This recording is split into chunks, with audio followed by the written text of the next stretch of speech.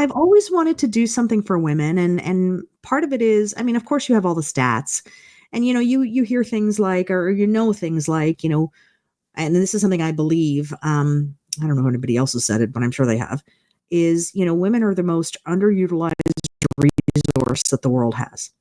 And think about how different of a place we'd be in if we had leveraged all the strengths that women have, instead of, being more of a male dominated society from the beginning. The other thing is, we also know when women rise, society rises. And so that had always been in the back of my mind.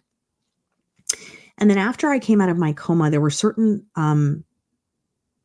experiences that came surging to the forefront, from my subconscious.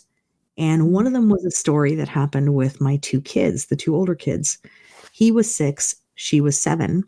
He was having behavioral issues.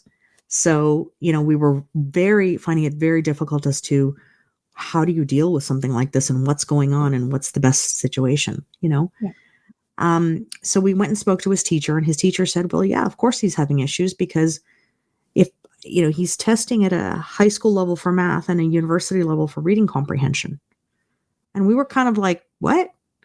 And the reason we said what is not because we didn't believe in him, but because our daughter was exactly the same. So we had no comparison that, there could be such a vast difference between him or her and, the other kids. Everybody played together. They were all, it's like kids don't, they don't look for differences, right? Yeah. Like we do as adults. And so, that was kind of, that kind of floored us. So we decided to get them tested. And the psychologist comes back and says to us, I can count on one hand kids as bright as yours. And we were like, wow, okay. What do you do with that? That's really scary, actually, Yeah. And he said, well, what are you going to do for your son? And I said, this is great, because we have paperwork that now shows his abilities, and we can put him through the school board, fast track him through the school board to get him into a program that's appropriate for him. What are you going to do for your daughter? It's like, you know what? She creates happiness. She figures things out as she goes. She's got tons of friends. She's doing really well in school. She's got everything working for her. So why try to fix something that ain't broke?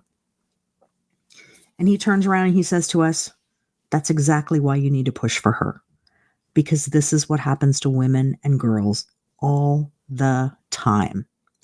And so when he said that, it was like jarring, right? Because it's so counterintuitive to what you think you should be doing, because if things are going well, and then he's the squeaky wheel kind of thing, right?